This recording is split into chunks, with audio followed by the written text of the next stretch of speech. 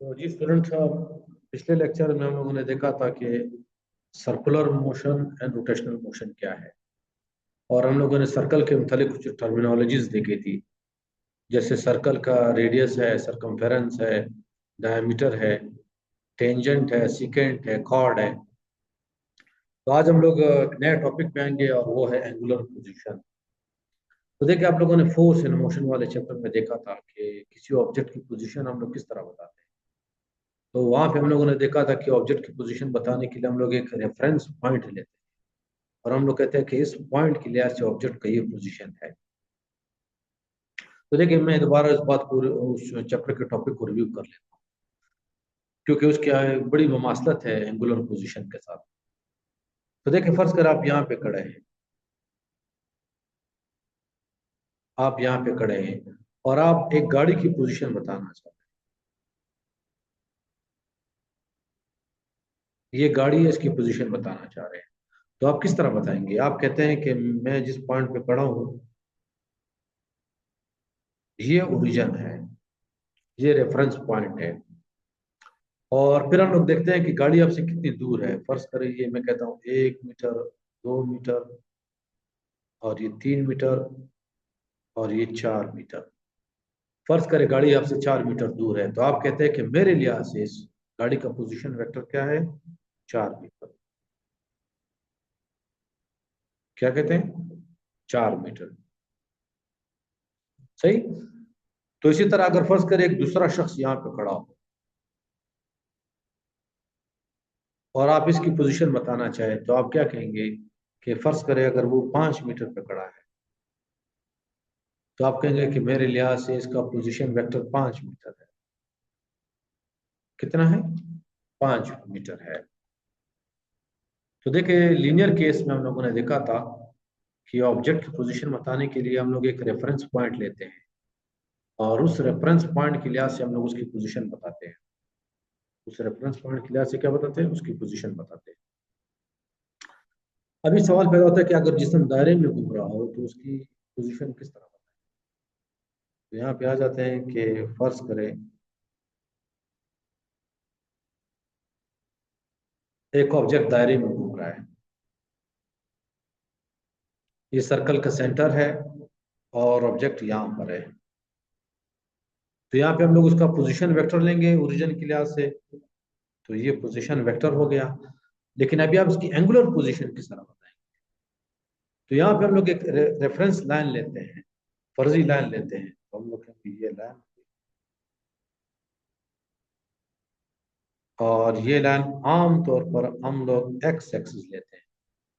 क्या लेते हैं? एक्सेस लेते हैं। तो हम लोग देखते हैं कि ये जो पोजीशन वेक्टर है इस ऑब्जेक्ट का, ये एक्स एक्सिस के साथ कितना एंगल बना रहा है, कितना एंगल बना रहा है। तो ये जो एंगल बनता है इसको कहते हैं एंगुलर पोजीशन। उसको क्या कहेंगे? Angular position. और ये जो लाइन है इसको हम लोग कहते हैं रेफरेंस लाइन। इसको हम लोग क्या कहते हैं? Reference line. तो देखिए, यहाँ पे एक पॉइंट था, लेकिन यहाँ पे एक लाइन है। यहाँ पे क्या है? एक लाइन है। तो एंगुलर पोजीशन क्या है कि किसी भी ऑब्जेक्ट का अगर वो दायरे में घूम रहा हो तो उसका पोजीशन वेक्टर एक्स एक्स के साथ, इसे रेफरेंस लाइन के साथ कितना एंगल बना रहा है, उसको हम कहते हैं एंगुलर पोजीशन। ये रेफरेंस लाइन एक्स एक्सिस का होना जरूरी नहीं है, लेकिन रिवायत ये है कि हम लोग एक्स एक्सिस लेते हैं और ये जो एंगल है हमेशा एंटी क्लॉकवाइज लेते हैं। क्या लेते हैं? Anti clockwise. तो अभी चलते हैं कि कुछ फर्जी वैल्यू से मैं समझाता हूँ ये कॉन्सेप्ट। तो देखें यहाँ पर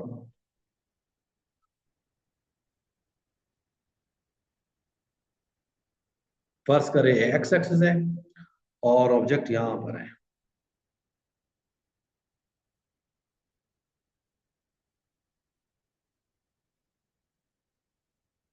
तो इसका पोजीशन वेक्टर एक्स एक्स के साथ हो सकता है। फर्ज करें एंगल बना रहा हूँ 30 डिग्री।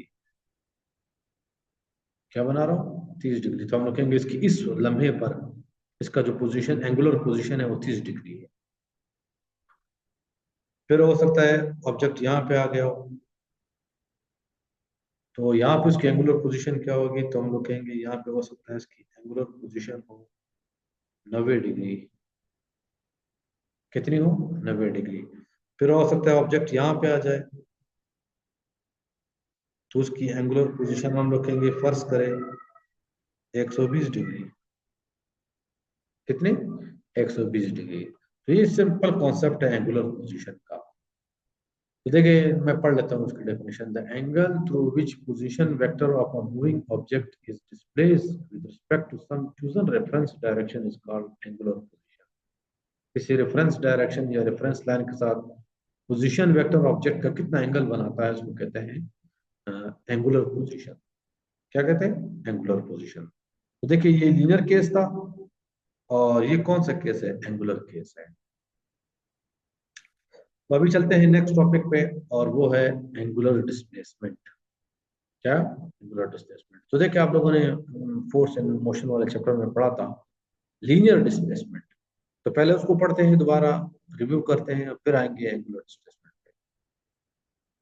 तो देखिए आप लोगों ने देखा था कि फर्ज करें आप यहाँ पे खड़े हैं, और गाड़ी पहले यहाँ पर थी,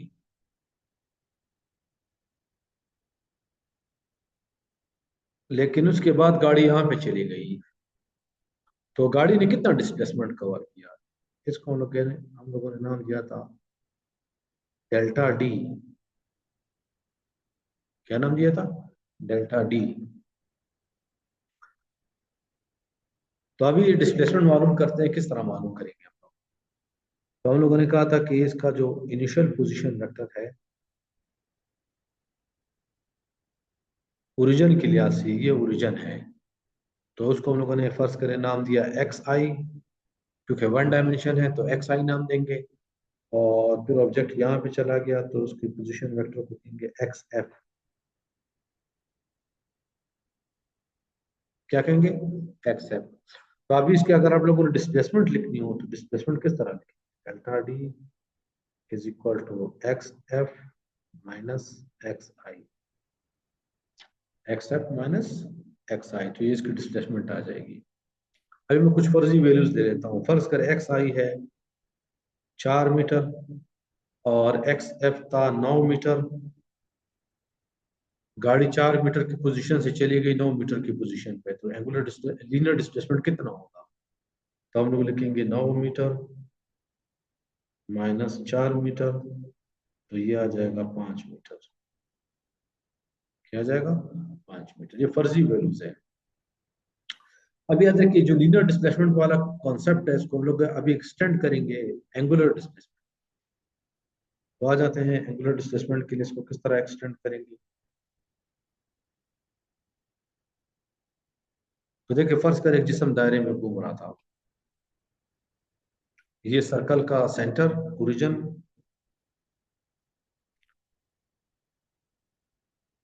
ऑब्जेक्ट पहले ए पॉइंट पे था, तो उसका पोजीशन वेक्टर ये होगा, और एक्स एक्सिस के साथ इसका जो एंगल होगा वो कितना होगा, theta I. Theta I initial angle, initial position. लेकिन उसके बाद ये ऑब्जेक्ट पॉइंट बी पे चला गया। ऐसे कहाँ पे चला गया, बी पे। तो इसकी फाइनल पोजीशन को क्या लिखेंगे, हम लोग लिखेंगे थीटा एफ। क्या कहेंगे, थीटा एफ, फाइनल पोजीशन।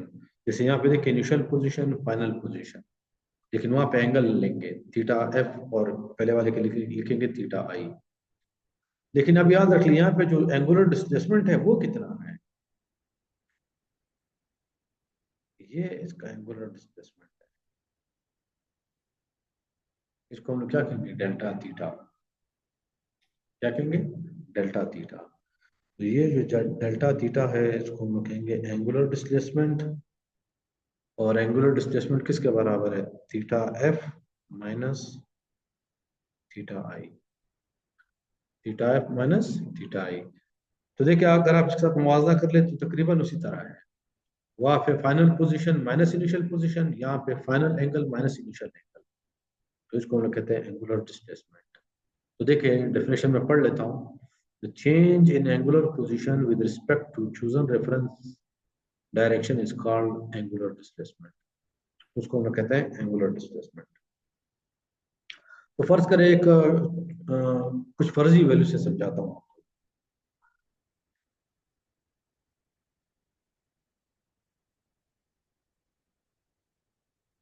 फर्ज करें एक्स एक्सिस है, ऑब्जेक्ट पहले यहां पर था, एंगल बन रहा था 10 डिग्री, उसकी पोजीशन क्या थी 10 डिग्री। फिर ऑब्जेक्ट चला गया 90 डिग्री पे,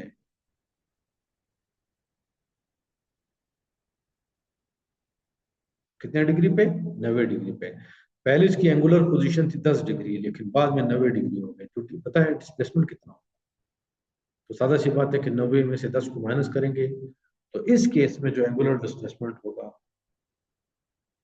वो हो जाएगा 90 डिग्री माइनस 10 डिग्री, और ये हो जाएगा 80 डिग्री। क्या हो जाएगा 80 डिग्री। तो ये था एंगुलर डिस्प्लेसमेंट। अभी चलते हैं कि एंगुलर डिस्प्लेसमेंट के यूनिट्स क्या हो। लीनियर डिस्प्लेसमेंट का यूनिट्स आप लोगों ने पढ़ा है, वो है मीटर। तो एंगुलर डिस्प्लेसमेंट के 3 यूनिट्स हैं। तो आ जाते हैं कि यूनिट्स ऑफ एंगुलर डिस्प्लेसमेंट।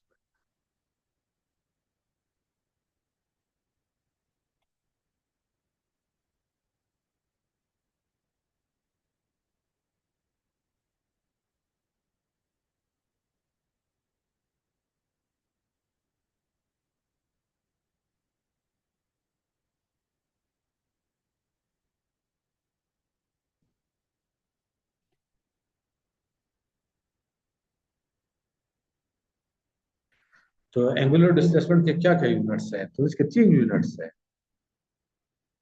एक है रेडियंस,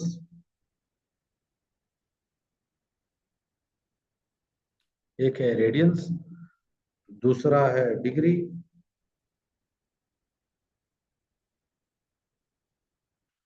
और तीसरा है रेवोल्यूशन।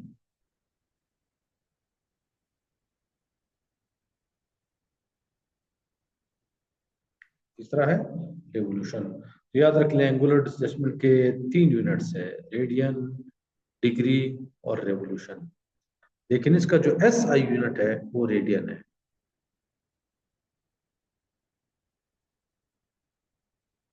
रेडियन कौन सा यूनिट है? एस आई यूनिट है।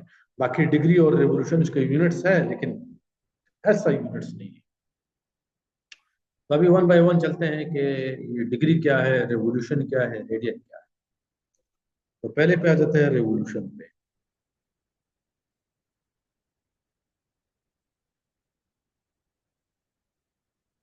रेवोल्यूशन बहुत इजी है। रेवोल्यूशन का मतलब है चक्कर।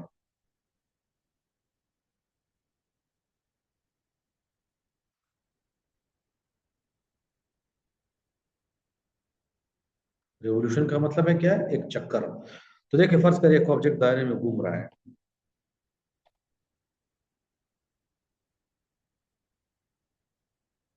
ऑब्जेक्ट यहाँ पे था पहले, और इसने घूमते घूमना शुरू कर दिया दायरे में, और चलते चलते चलते चलते चलते चलते वापस उसी पॉइंट पे आ गया।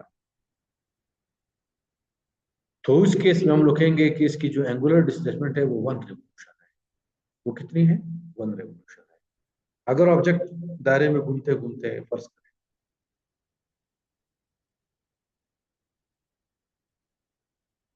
ऑब्जेक्ट पहले यहाँ पे था, और ऑब्जेक्ट घूमते घूमते यहाँ पे आ गया,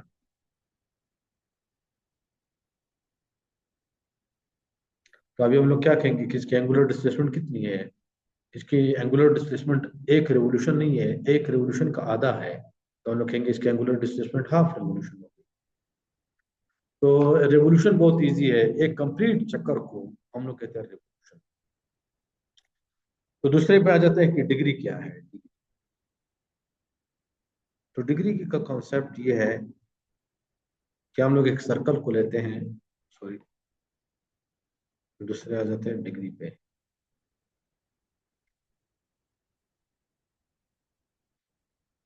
डिग्री पे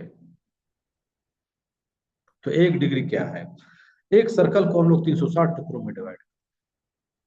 तो देखिए ये ओरिजिन हो गया, इस तरह के हम लोग 360 टुकड़ों में डिवाइड।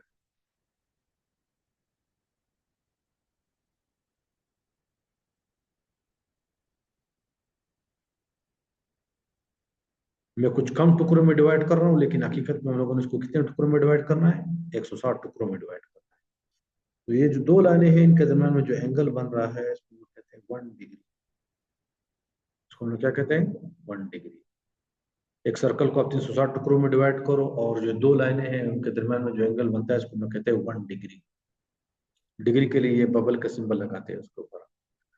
तो सवाल ये पैदा होता है कि पूरे चक्कर में कितने डिग्री होंगे। चूंकि सर्कल को हम लोगों ने 360 डिग्री में डिवाइड किया है, तो पूरे चक्कर में 360 डिग्री कितने होंगे? 360 डिग्री। तो इसका मतलब अगर हम लोग एक ऑब्जेक्ट घूमते घूमते घूमते घूमते वापस उसी जगह पे आ जाए, तो अगर हम लोगों ने डिग्री में उसका एंगुलर डिस्प्लेसमेंट बताना हो, तो हम लोग लिखेंगे 360 डिग्री। क्या कहेंगे? 360 डिग्री। अब एक और बात है कि डिग्री और रेवोल्यूशन में क्या था? डिग्री और रेवोल्यूशन में क्या ताल्लुक है? तो देखिए, मैं लिखता हूँ कि रेवोल्यूशन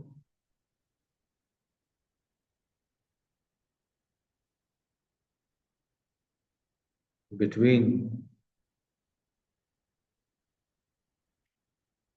डिग्री एंड रेवोल्यूशन।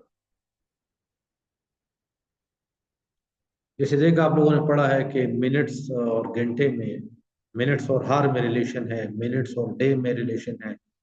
तो किसी क्वांटिटी के बहुत सारे यूनिट्स हो सकते हैं, तो उनमें रिलेशन होना चाहिए। तो एंगुलर डिस्प्लेसमेंट के दो यूनिट्स हम लोगों ने देख लिए हैं, डिग्री और रेवोल्यूशन। तो उनमें ताल्लुक क्या है? उनमें क्या ताल्लुक है? तो ये ताल्लुक हम लोगों ने अभी देखना है।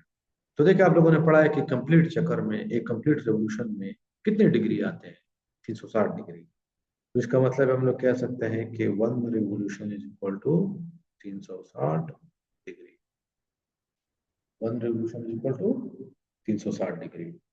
या हम लोग कह सकते हैं कि 1 डिग्री जो है, 1 रेवोल्यूशन डिवाइडेड बाय 360 के बराबर है। मतलब 1 डिग्री जो है, एक रेवोल्यूशन का 360वां हिस्सा है। 360वां हिस्सा है। अब इसके बाद एक और बात आ जाती है कि डिग्री और सॉरी, रेडियन और रेवोल्यूशन में क्या ताल्लुक है, रेडियन और डिग्री में क्या ताल्लुक है। तो इसके लिए आपको थोड़ा सा वेट करना पड़ेगा, एक टॉपिक के बाद हम लोग उस पर आएंगे कि रेडियन और डिग्री में, और या रेडियन और रेवोल्यूशन में क्या ताल्लुक है, उस पर आएंगे। अभी आ जाते हैं कि एंगुलर डिस्प्लेसमेंट। तो देखिए, एंगुलर डिस्प्लेसमेंट एक वेक्टर क्वांटिटी है। एंगुलर डिस्प्लेसमेंट एक वेक्टर क्वांटिटी है, तो डिस्प्लेसमेंट की डायरेक्शन भी होनी चाहिए। तो उसकी डायरेक्शन हम लोग किस तरह मालूम करें? तो आ जाते हैं इस बात पे। तो देखिए, मैं लिखता हूं कि डायरेक्शन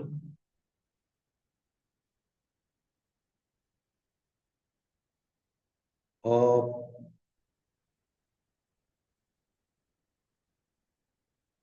एंगुलर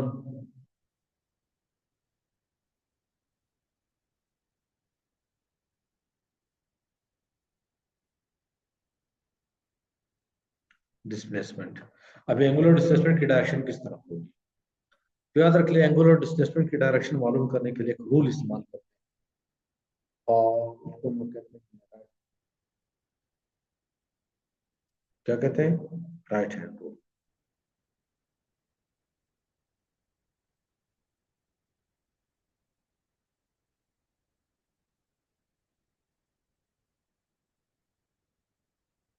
तो राइट हैंड रूल क्या कहता है? तो यहाँ पे देखिए, मैंने एक इमेज डाउनलोड की है, देख लेते हैं इसको। ये,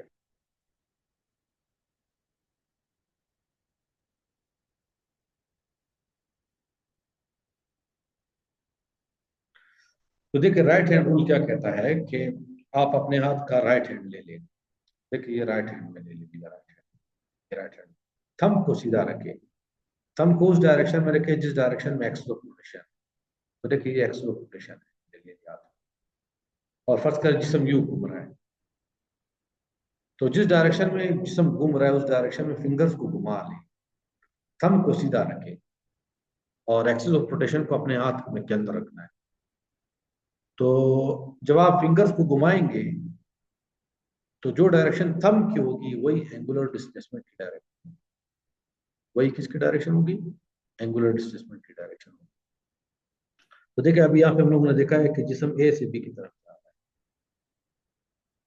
देखिए जिसम यू घूम रहा है, एक्सिस ऑफ रोटेशन कहाँ पर है, ये है इसका एक्सिस ऑफ रोटेशन, लेकिन जिसम जा रहा है ए से बी की तरफ।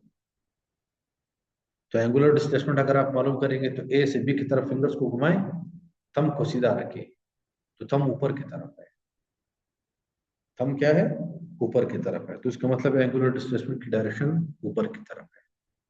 तो एंगुलर डिस्प्लेसमेंट की डायरेक्शन हमेशा along the axis of rotation होगी, लेकिन सवाल पैदा होता है कि ऊपर की तरफ होगी या नीचे की तरफ होगी, तो उसके लिए राइट हैंड इस्तेमाल करेंगे।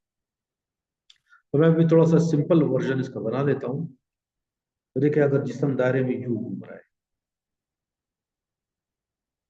ये जिस्म घूम रहा है दायरे में यू घूम रहा है, तो उसकी एंगुलर डिस्प्लेसमेंट की डायरेक्शन ऊपर की तरफ होगी।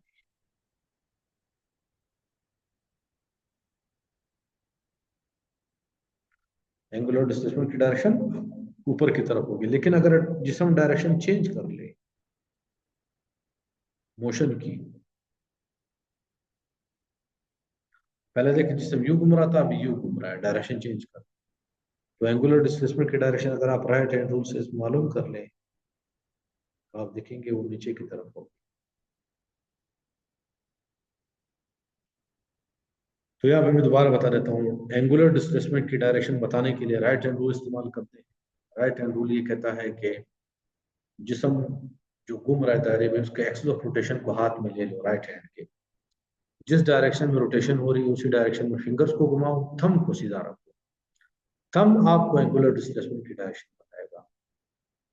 तो अगर जिस्म यू घूम रहा है तो एंगुलर डिस्प्लेसमेंट की डायरेक्शन देखो ऊपर की तरफ, लेकिन अगर जिस्म दूसरी तरफ घूम रहा है तो एंगुलर डिस्प्लेसमेंट की डायरेक्शन नीचे की तरफ। तो एंगुलर डिस्प्लेसमेंट की डायरेक्शन जो है, डायरेक्शन चेंज होने पे रोटेशन की एंगुलर डिस्प्लेसमेंट की डायरेक्शन भी चेंज हो जाती है। तो अभी आ जाते हैं कि एंगुलर डिस्प्लेसमेंट की जो, सॉरी, राइट हैंड रूल की डेफिनेशन लिखते हैं, ये क्या कहता है। तो देखिए कहता है,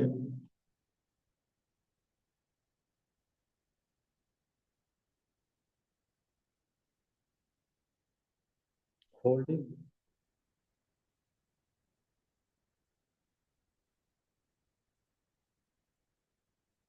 the axis of rotation,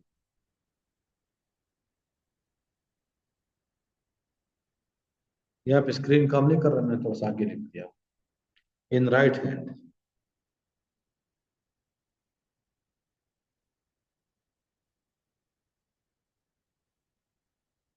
in right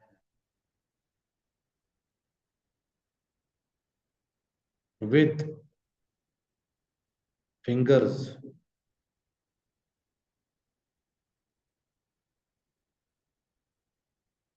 curling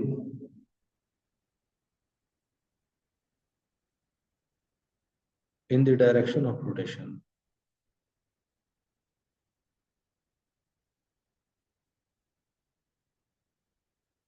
direction of rotation।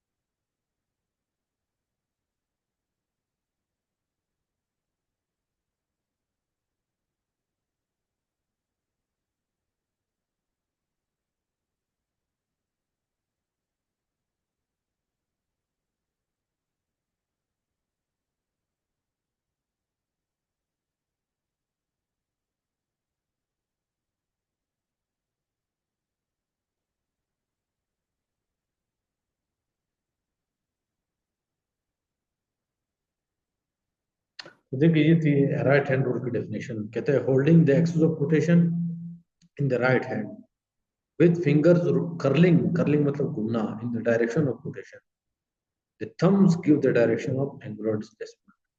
Thumb किसकी डायरेक्शन बताएगा, एंगुलर डिस्प्लेसमेंट डायरेक्शन। अभी लास्ट में एक पॉइंट पे आ जाते हैं, देखिए यहाँ पर लीनियर डिस्प्लेसमेंट पे देख लिया, अगर मैं यू जाऊं तो मेरे लीनियर डिस्प्लेसमेंट अगर पॉजिटिव है, तो अगर मैं इसके ऑपोजिट डायरेक्शन में जाऊं तो लीनियर डिस्प्लेसमेंट नेगेटिव हो जाएगी। क्या हो जाएगी? नेगेटिव हो जाएगी।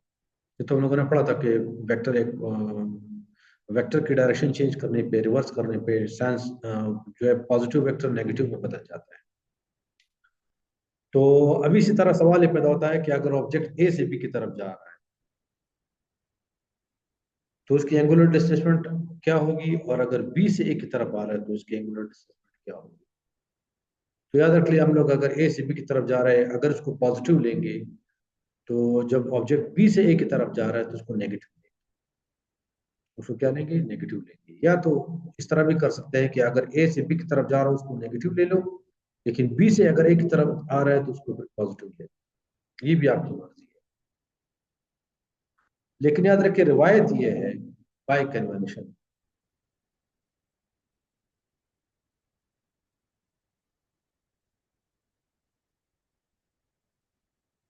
कन्वेंशन ये है, रिवायत ये है कि एंटी क्लॉकवाइज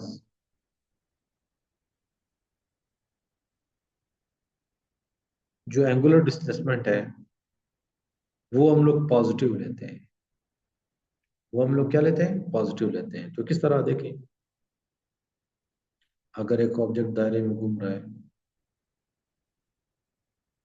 ऑब्जेक्ट पहले यहाँ पे था, फर्ज कर ऑब्जेक्ट यू घूम रहा है, तो देखिए किस डायरेक्शन में घूम रहा है, घड़ी की सिंध में घूम रहा है या घड़ी के मुखालिफ सिंध में घूम रहा है?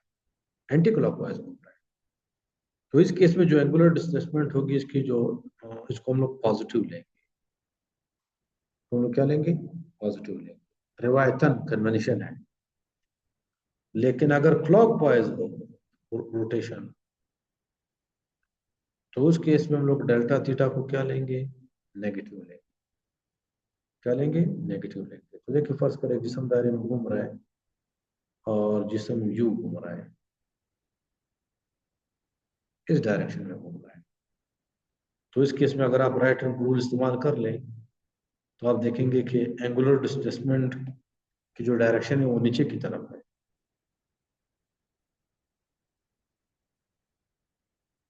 वो नीचे की तरफ है।